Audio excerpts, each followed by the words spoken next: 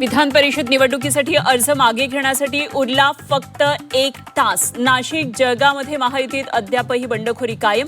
बंडखोरी शमवण्यासाठी शर्थीचे प्रयत्न। नाशिक विधान परिषद निवडणुकीतून अखेर गणेश गीतेंची माघार। गिरीश महाजनांच्या मध्यस्थीला यश, मात्र गोकुळ गीते निवडणूक लढण्यावर ठाम। जळगावमध्ये बंडखोर रेश्मा काळे सहलीवर अर्ज माघारी घेण्याच्या दिवशी देवदर्शन। भाजपच्या नंदकिशोर महाजनांना काळेंचं आव्हान। बंडखोरी शमवण्यासाठी गिरीश महाजन जळगावात। पुण्यामध्ये सुनील टिंगरेंचीही माघार। राष्ट्रवादीकडून विक्रम काकडे अधिकृत उमेदवार। कोकण विधान परिषद निवडणुकीतून मवियाचे उमेदवार बाळ मानेंची माघार। मानेंनी माघार घेतल्यानं निवडणूक बिनविरोध होणार। ठाणे विधान परिषदेची निवडणूक बिनविरोध होणार। मवियाचे उमेदवार अभिजित पवारांची माघार।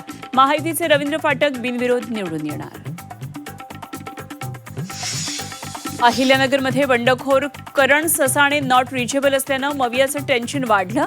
मवियात एकमत न झाल्यानं करण ससाणे अपक्ष म्हणून निवडणुकीच्या रिंगणात। धाराशिव, बीड, लातूर विधान परिषद निवडणुकीसाठी मवियाच्या बंडखोरांचे अर्ज ठरले वैध। आता मवियापुढे बंडखोरीचं आव्हान निर्माण। त्यांच्याकडे जास्त पैसा तोच निवडून येईल। उद्योगपती कंत्राटदारांना उमेदवारी दिली। विधान परिषद निवडणुकीवरून संजय राऊत महायुतीवर बरसले। बारामतीत राष्ट्रवादी शरदचंद्र पवार पक्ष आक्रमक। कांद्याचा प्रश्न, महागाई, इंधन दरवाढी विरोधात आंदोलन। युगेंद्र पवार यांच्या नेतृत्वात आंदोलन। मान्सून केरळमध्ये दाखल, लवकरच महाराष्ट्रातही दाखल होणार। हवामान विभागाची माहिती।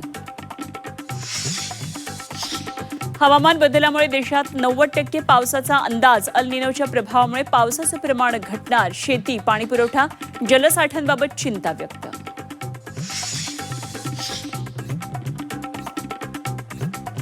महागाई विरोधात शिवसेना युबीटी आक्रमक। मुंबईतील गोरेगावमध्ये रस्त्यावर चूल पेटवत आंदोलन। शिवसैनिकांची सरकार विरोधात जोरदार घोषणाबाजी। पुणे विषारी दारू प्रकरणात आरोपीच्या घरावर कारवाई। आरोपी कर्नल सिंग विरखाचं घर जमीनदोस्त।